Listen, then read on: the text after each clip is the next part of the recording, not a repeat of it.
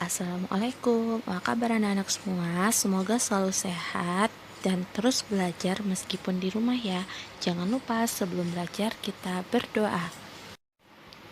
Pada bab kedua atau pelajaran kedua ini, kita akan belajar mengenal nama Allah dan kitabnya. Kali ini kita akan belajar mengenal kitab-kitab Allah dan kepada Rasul siapa diwahyukan. Jangan lupa disimak sampai habis ya. Mengenal kitab-kitab Allah, kita harus mengetahui bahwasannya rukun Islam kita ada yang mengenai tentang iman kepada Allah Subhanahu wa Ta'ala, yaitu letaknya pada rukun Islam yang ketiga. Beriman kepada Allah Subhanahu wa Ta'ala berarti mempercayai akan adanya kitab-kitab Allah Subhanahu wa Ta'ala. Allah Subhanahu wa Ta'ala menyuruh kita untuk beriman kepada Al-Quran dan kepada kitab-kitab yang diturunkan kepada Rasul sebelumnya. Jika tidak, kita akan termasuk pada golongan orang-orang yang sesat. Cara beriman pada kitab-kitab Allah Subhanahu wa Ta'ala dengan cara meyakini akan adanya kitab-kitab Allah yang telah diturunkan oleh malaikat Jibril.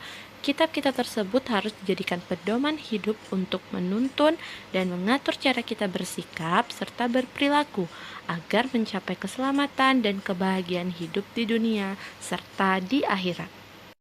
Macam-macam kitab-kitab Allah Subhanahu wa Ta'ala beserta Rasul yang diwahyukannya.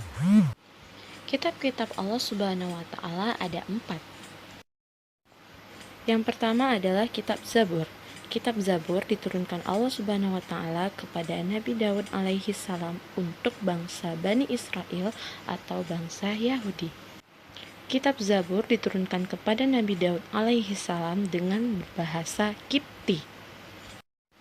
Yang kedua adalah kitab Taurat. Kitab Taurat diturunkan kepada Nabi Musa alaihi salam. Kitab Taurat diberikan kepada Bani Israel dengan bahasa Ibrani. Ajaran dalam kitab Taurat seperti meliputi perintah untuk mengesahkan Allah, larangan menyembah patung atau berhala, larangan menyebut nama Allah dengan sia-sia, larangan mencuri, dan sebagainya. Yang ketiga adalah kitab Injil. Kitab Injil diturunkan kepada Nabi Isa alaihi salam. Kitab Injil diwahyukan di daerah Yerusalem. Kitab Taurat menjadi pedoman bagi kaum Nabi Isa alaihi salam, yakni kaum Nasrani.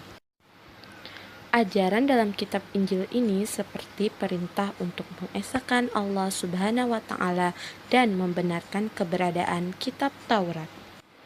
Yang terakhir atau yang keempat adalah kitab Al-Quran. Kitab kita umat Islam yang diturunkan kepada Nabi Muhammad SAW. Al-Quran diturunkan Allah Subhanahu wa Ta'ala kepada Nabi Muhammad pada peristiwa yang dikenal dengan Nuzulul Quran pada bulan Ramadan. Kitab suci Al-Quran diturunkan Allah sebagai penyempurna dan membenarkan kitab-kitab sebelumnya. Sebagai umat Islam, kita wajib membaca Al-Quran tentang kitab-kitab Allah Subhanahu wa Ta'ala. Jangan lupa disimak dan disaksikan ya video ini. Selamat mengerjakan tugasnya dan tetap semangat. Assalamualaikum.